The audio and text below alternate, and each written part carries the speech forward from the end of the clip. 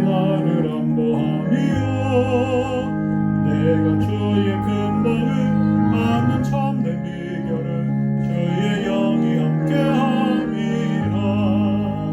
성령이 계시네 할렐루야 함께하시네. 좁은 길을 걸으며 앞나기 빠른 것 주의 영이 함께함이라. 전에 죄에 빠져서 영원함이 없을 때 예수 십자가의 공로 힘입어 그날 아래 엎드려 참된 평 얻음은 주의 영이 함께함이라. 성령이 계시네 할렐루야 함께하시네. 좁은 길을 걸으며 앞나기 빠른 것 주의 영이 함께함이라. 나와 동행하시고 모든 염려하시니 나는 숲에 새와 같이 기쁘다. 내가 기쁨만으로 주의 뜻을 행함은 주의 영이 함께함이라. 성령이 계시네 할렐루야 함께하시네. 좁은 길을 걸으며 앞나기 빠른 것 주의 영이 함께함이라. 세상 모든 영광과 나의 모든 정욕 십자가의 힘에 못을 박았네. 내는 밤이 지나고 무거운 짐 벗으니 주의 영이 함께함이라. 성령이 계시네 할렐루야 함께하시네. 좁은 길을 걸으며 앞나기 빠른 것 주의 영이 함께함이라. 186장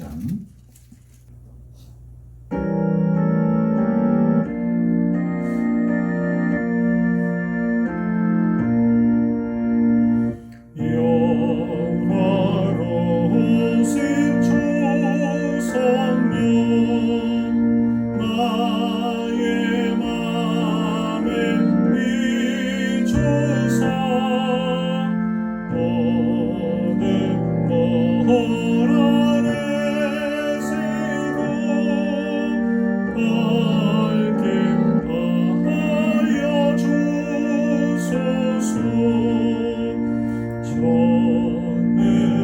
전능하신 주 성령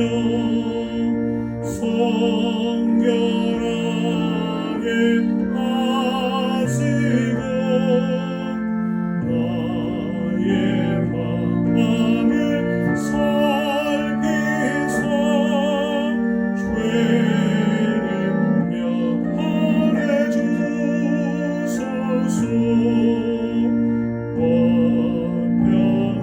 완벽하신 주 성령 슬픔 안에 오셔서 온갖 괴로움 없애고 기쁜 마음을 주소서. 거룩하신 주 성령 나의 맘에 계시사 만년된 일 없애고 홀로 주구원하소서.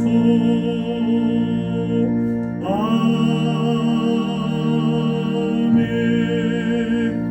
하나님 아버지 주의 성령이 우리에게 임하셔서 우리로 하여금 복음의 기쁜 소식을 알게 하시고 그 복음의 기쁜 소식에 온전히 우리의 삶이 사로잡혀 구원하시며 참자해 주신 하나님의 은혜의 역사를 저희들이 오늘도 보게 하시니 감사합니다. 하나님, 우리의 심령과 영혼을 이 시간도 붙들어 주실 뿐만 아니라 앞으로 우리가 하나님의 은혜의 도구로 어떻게 쓰임받고 사용되어질지에 대한 간절한 바람과 소원과 그리고 하나님의 베풀어 주신 성령의 역사에 대한 아버지 새로운 믿음의 결단이 예배를 통하여 세워지게 하여 주옵소서. 예수님의 거룩하신 이름 받들어 간절히 기도하옵나이다.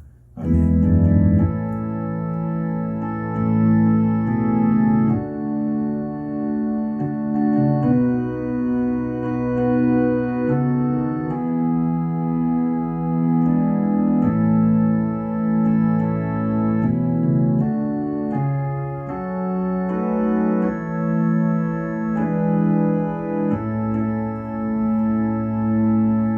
성경 말씀은 사도행전 1장 1절로 5절 말씀까지 봅니다. 함께 다 같이 말씀을 봅니다.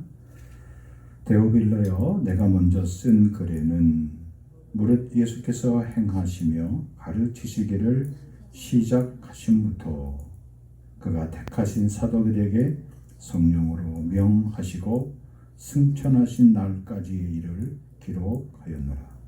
그가 고난 받으신 후에 또한 그들에게 확실한 많은 증거로 친히 살아 계심을 나타내사 40일 동안 그들에게 보이시며 하나님 나라의 일을 말씀하시니라. 사도와 함께 모이사 그들에게 분부하여 이르시되 예루살렘을 떠나지 말고 내게서 들은 바 아버지께서 약속하신 것을 기다리라. 요한은 물로 세례를 베풀었으나 너희는 몇 날이 못되어 성령으로 세례를 받으리라 하셨느니라. 아멘.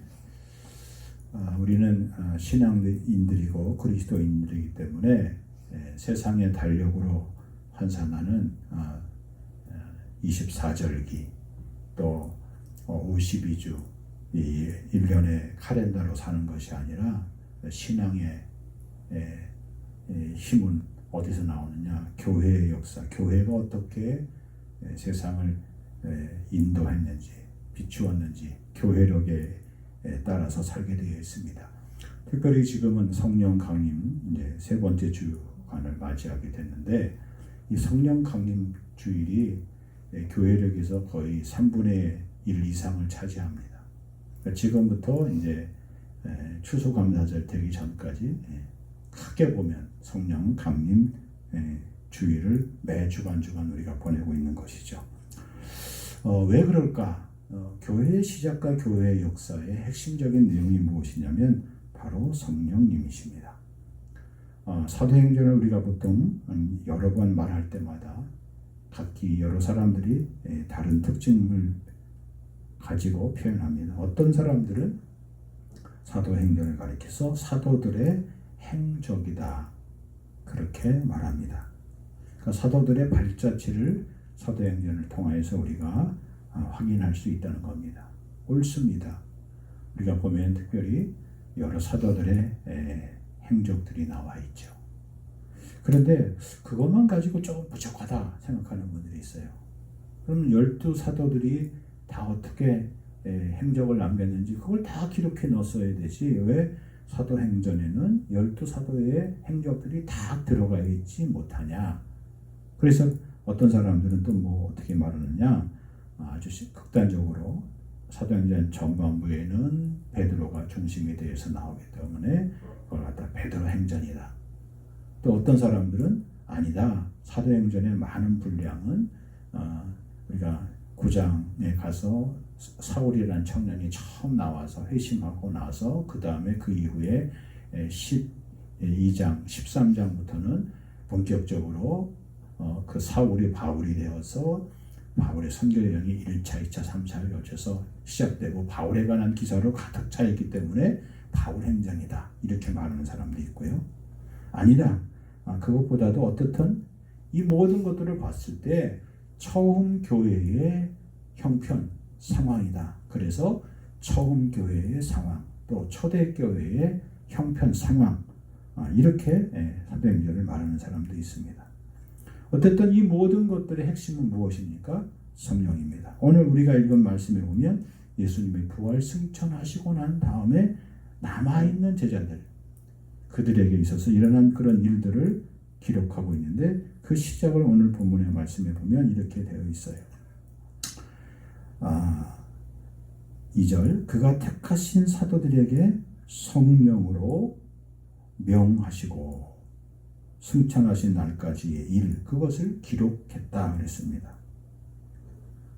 그 다음에 1절에는 내가 먼저 쓴 글에는 누가복음을 가리키는 거예요. 누가가 이 사도행전을 기록했는데 거기에는 예수께서 행하시며 다니시며 가르치시기를 시작하신부터, 그리고 그가 12사도를 택하시고 성령으로 명하시고 승천하신 날까지 이 모든 것들을 기록하게 하셨다는 거예요. 누가? 성령이. 성령으로 명하시고 성령께서 그 일을 하게 하셨다는 겁니다. 그러니까 예수님의 사역에서도 성령께서 함께 일하시고 조력자로 역사하신 것이죠. 그러나 예수님이 부활하시고 승천하시고 난 다음부터는 예수님이 하신 말씀 그대로 우리와 함께 남겨진 하나님의 역사가 누구를 통하여 주도적으로 이렇게 이루어지게 되냐면 보혜사 성령님입니다. 그래서 그 성령의 시대, 성령의 역사, 성령으로 명하시고 일하시고 약속하신 그 모든 것들이 기록되어 있어요. 그래서 예수의 떠나심과 성령의 오심이 여기 잘 시작 부분에 남겨져 있는 것입니다. 그리고 예수님께서 이 땅에 오셔서 전하신 복음의 핵심의 내용이 무엇입니까? 하나님 나라예요. 그 하나님 나라가 이미 시작이 되었고 그 하나님 나라의 여러 다양한 역사들이 성령을 통하여 이제 막 진행되게 되는 것이죠. 그런데 그 성령의 역사 가운데 예수님을 따라 나왔던 제자들에게는 그들의 생각과 꿈이 있었어요. 성령을 받기 전에는, 성령의 역사를 인정하기 전까지는 그들은 자신의 꿈을 무엇에 두었습니까? 예수님이 말씀하시는 그 하나님 나라가 왔을 때, 야, 내가 한 자리 찾아야지. 내가 예수님을 따라다닌 공로로 내가 이러한 나의 권리를 주장할 수 있겠구나. 그런 부푼 꿈을 갖고 있었어요. 왜요? 예수님이 행하시는 모든 일들마다 놀라운 이적과 기적과 표서와 그리고 새로운 천국의 말씀을 들으니까 이들은 마음에 막 흥분이 되고 기대가 되고 감격이 된 것이죠. 그런데 예수님이 어느 기점을 통하여서 가이사랴 빌립보 지방에서 세상 사람들이 나를 누구라 하는 그 말씀, 그리스도시요 살아계신 하나님의 아들이시라는 그 고백을 듣고 난 이후로부터 주님이 뭐라고 말씀하셨냐면 이러한 모든 사실들을 사람들에게 알리지 마라. 그리고 그때부터 당신이 고난의 길, 십자가를 지게 될 것을 비로소 제자들에게 가르치기 시작했어요. 그러니 이제 제자들의 마음 가운데 예수님이 갖고 있는 그런 꿈이, 하나님 나라의 비전이 우리가 생각하는 것과 다르네. 그들이 마음 가운데 갈등이 시작하게 된 것이죠. 그 하나님의 나라에 대한 공동의 꿈이 깨어지게 된 거예요. 제자들은 그런 자신들의 욕심과 더불어 그리고 마음속에는 예수님의 제자들 가운데 열심당원들이 있었어요. 셀롯이 시몬 같은 사람입니다. 이 사람은 지금 당장 벌어지고 있는 이 전기적인 현실, 나라의 현실, 빨리 로마의 제국의 압제에서 총독의 이 통치에서 우리가 해방받고 나라를 되찾아야 된다는 그런 일념으로 예수님 따라다녔거든요. 근데 예수님이 그런 데 관심을 보이지 않았어요. 그래서 결국 그 중에 하나였던 가룟 유다도 예수님을 배반하게 되는 그런 행동을 하게 되고 만 것이죠. 그런데 이런 모든 제자들, 예수님이 십자가를 지신 고난의 길을 가신 그 이후부터 제자들이 다 흩어져 버렸어요. 왜? 하나님의 꿈이 자신들의 꿈이 아니라 나의 꿈이 현실의 꿈이 되게 이루어지길 원했어요. 예수님을 이해하지 못하고 예수님을 잘 알지 못한 것이죠. 그런데 그들이 부활하신 예수님이 찾아오셔서 그들에게 사명을 주시고 그들을 만나주시고 그들에게 하나님 나라의 역사를 다시 보여주시고 말씀해 주시자 그들이 예수님이 승천하시고 난 다음에 함께 모여서 그들이 기도하기 시작하게 된 것이죠. 그리고 그 가운데 성령의 강력한 체험을 하게 되는 겁니다. 그래서 예수님의 죽으심이 제자들에게는 자신들의 꿈이 깨어지는 안타까운 순간이었지만 예수님의 부활이 오히려 자기들에게는 새로운 꿈이 솟아나는 그런 희망의 역사였던 것을 알 수가 있습니다. 인생의 꿈과 목표를 잃어버렸던 제자들이 어떻게 다시 복음 앞에서 사명 앞에 설 수 있었겠는가? 오늘 말씀에 보면 그것이 절대적으로 성령의 세례임을 우리에게 말씀해 주고 있습니다. 그럼 왜 성령의 세례가 필요한가? 오늘 본문에 있는 말씀 2절, 그가 택하신 사도들에게 성령으로 명하셨다 그랬습니다. 명령하셨다. 그리고 승천하신 날까지 이를 기록하였다 말씀하고 있습니다. 이제부터 자신들의 삶의 행적이, 걸음이 무엇이 된 거예요? 역사로 기록하게 된 거예요. 그 이전까지는 그것을 제자들이 깨닫지 못하고 그리고 인지하지 못하고 있었어요. 그냥 하루의 삶이 하루하루의 삶이었는데 성령을 받고 성령 세례를 받고 나서부터는 그들의 걸음이, 그들의 족적이 역사의 중요한 사건으로 사건화돼서 기록되어지기 시작했다는 거예요. 여러분, 매우 중요한 겁니다. 우리가 그리스도인이 되고 성도가 되고 하나님의 자녀가 된 그 순간부터는 여러분이 인정하든 인정하지 못하시든 간에 그것이 여러분의 개인의 개인사가 아닌 그리스도인으로서 공적인 삶을 살게 되는 거예요. 이게 매우 우리에게 중요한 신앙의 고백이에요. 나의 나된 것, 내가 앞으로 살아가야 될 내 인생의 걸음이 나 자신의 개인적인 욕심과 희망과 바램과 꿈과 비전으로 그치는 것은 엄밀하게 얘기하면 성령의 사람이 못 되는 거예요. 성령의 사람은 성령의 세례를 받은 그 순간부터 자신들의 꿈이 새롭게 살아나요. 그래서 그 꿈이, 그 성령께서 그 꿈을 이루어가기 위해서 성령께서 부단히 나를 위해서 어떻게 해요? 나를 격려하세요. 지지하세요. 후원하세요. 역사하세요. 일하세요. 그래서 그 성령님의 인도하심에 내가 자연스럽게 순종할 수밖에 없는 거예요. 이전과 삶이 성령 받기 전과 성령 세례를 받기 전과 성령 세례를 받고 난 이후의 삶이 완전히 달라지게 된 것이죠. 여러분, 구약에서 하나님이 아브라함을 부르셨어요. 역사 앞에 부르심을 받은 소명이죠. 그래서 아무런 연고 없는 곳으로, 가는 곳으로 가게 된 거예요. 또 그의 아들을 통해서 하나님 이삭을 부르셨죠. 하나님 나라, 하나님 역사에 해온 거예요. 여러분, 이삭이 중요한 우물 사건을 통해서 주는 교훈이 뭐예요? 우물을 팠는데 아버지가 팠던 그 우물을 기억하고 가서 팠는데 팔 때마다 계속 물이 나왔어요. 물이 마르지 않았어요.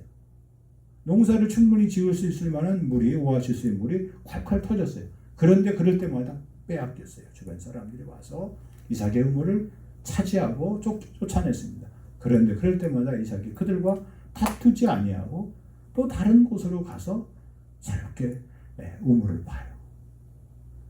이삭의 핵심의 내용이 뭡니까? 이삭의 인생이? 그럼 마침내 가는 곳마다 다 우물을 팠었고, 여러분, 결과적으로 고난을 받고 핍박을 받았지만 이삭이 걸어갔던, 이삭이 옮겨 다녔던 곳에 그 땅을 어떻게 만들었어요? 기름지게 만들었어요. 풍요롭게 만들었어요. 누가 있었기 때문에요? 이삭이 그곳에서 우물을 팠기 때문에요. 이삭이 그곳에 있는 동안 원망하지 않고 불평하지 않고 절망하지 않고 낙심하지 않고 그곳에서 최선을 다해서 농사를 짓기 위해서 우물을 이삭이 만들어 놨는데, 결과적으로 이삭이 거쳐간 그 장소마다 다 뭐가 된 거예요? 옥토가 된 거예요.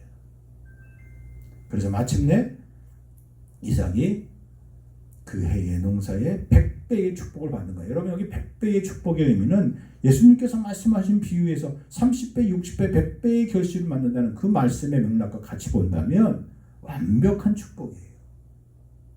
그것이 성령의 사람, 성령 세례를 받은 하나님의 거룩한 그런 역사, 복된 근원의 역사를 계속 쓰게 하신 생명의 역사, 축복의 역사인 거예요.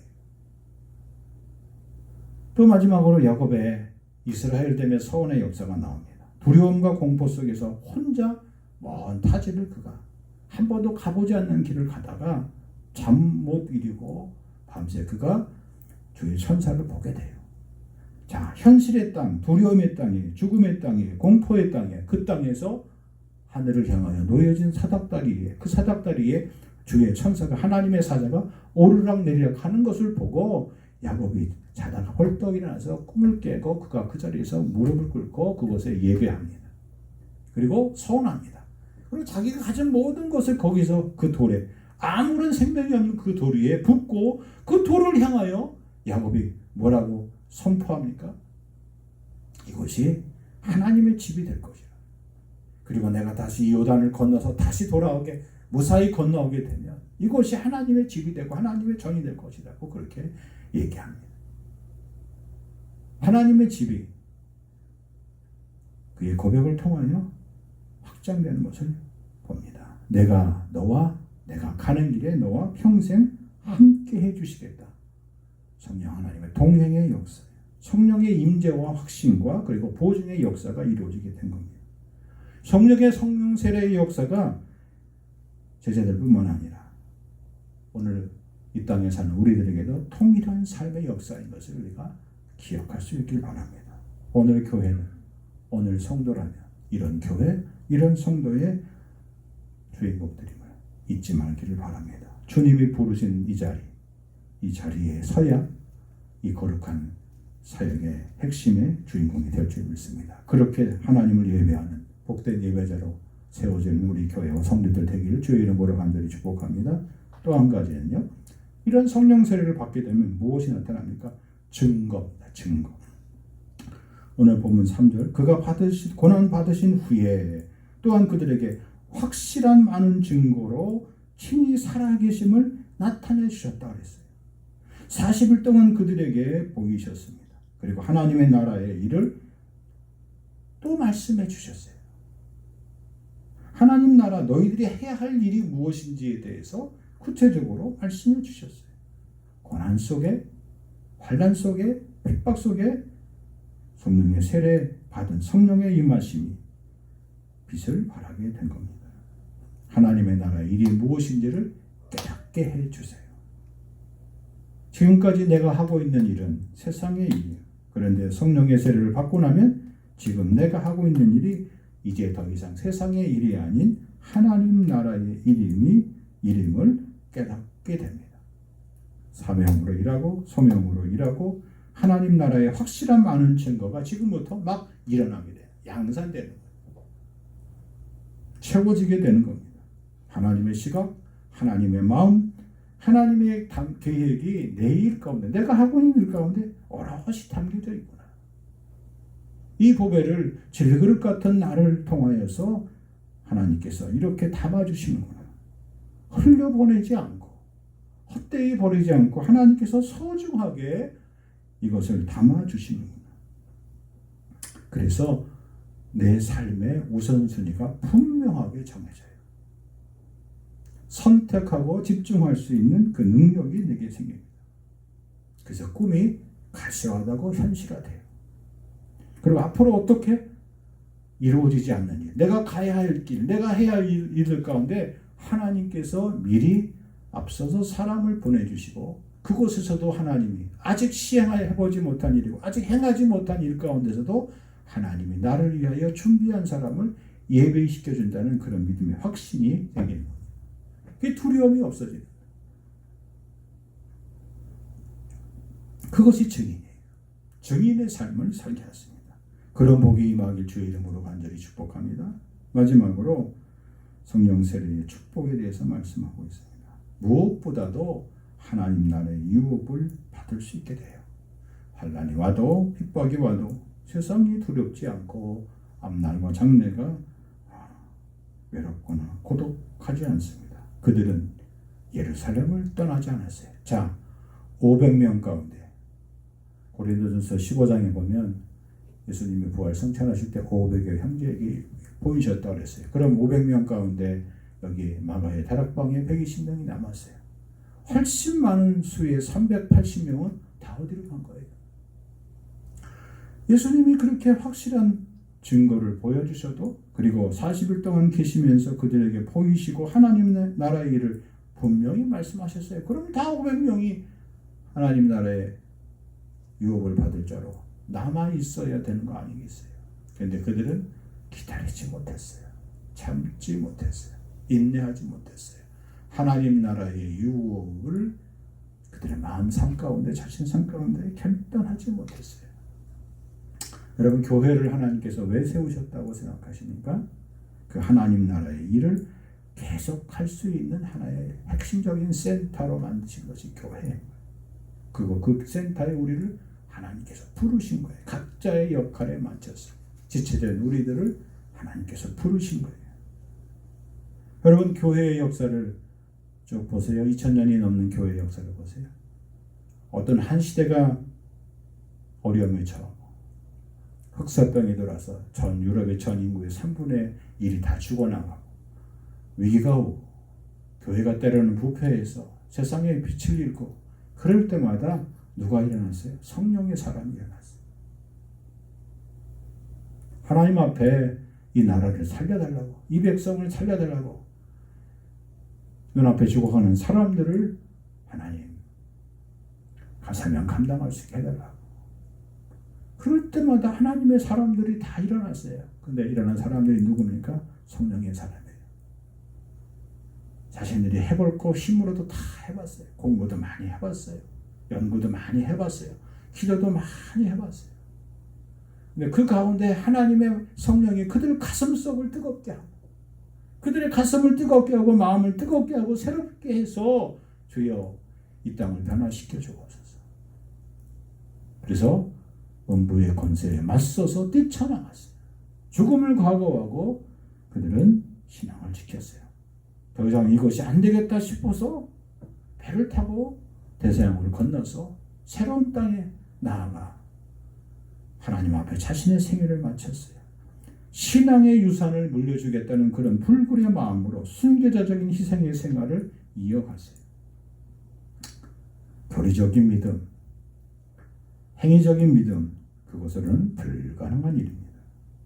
오늘 본문의 말씀을 5절 말씀을 여러분이 잘 묵상해 보시기 바랍니다. 요한은 물로 세례를 베풀었으나 너희는 몇 날이 못되어 성령으로 세례를 받으리라 하셨다 그랬어요. 자, 세례 요한에서도 예수님이 오시기 전에 6개월 전부터 세례 요한 사건 동안 수많은 사람들이 와서 요한에게 세례를 받았어요. 회개의 말씀을 들었어요. 그런데 요한은 죽고 갇히고 그리고 요한의 제자들도 다 흩어지고 말았어요.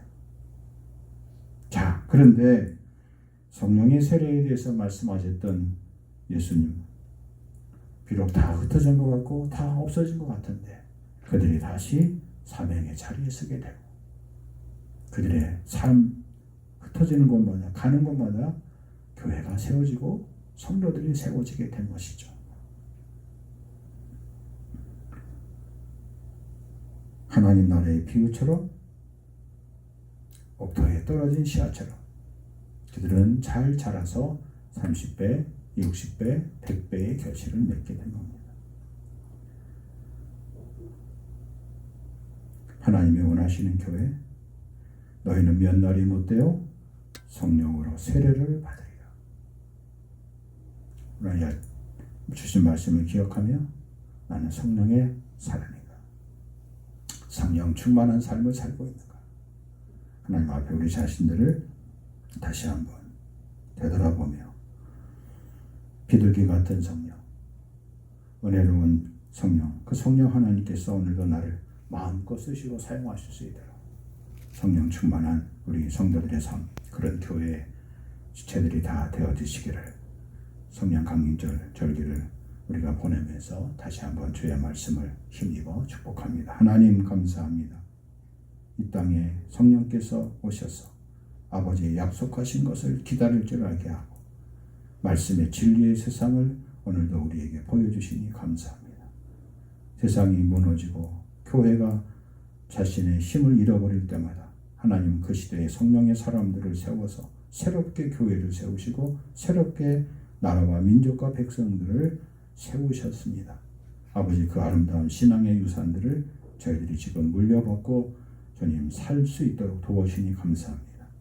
주님, 우리 남은 생애를 통하여 늘 성령의 사람으로 말씀하신 대로 우리의 인생의 삶이 새로운 역사적인 기록의 삶이 되게 하시고, 그리고 많은 증거로서 하나님의 살아계심을 나타내 보여줄 수 있는 증인의 삶 살게 하여 주옵소서. 이제는 부활 생명 되신 예수 그리스도의 은혜와 아버지 하나님의 크신 사랑과 성령의 강력한 역사하심이, 인도하심이 예배하는 심령 위에 길이 함께 하여 주시옵기만을 간절히 축원하옵나이다. 아멘.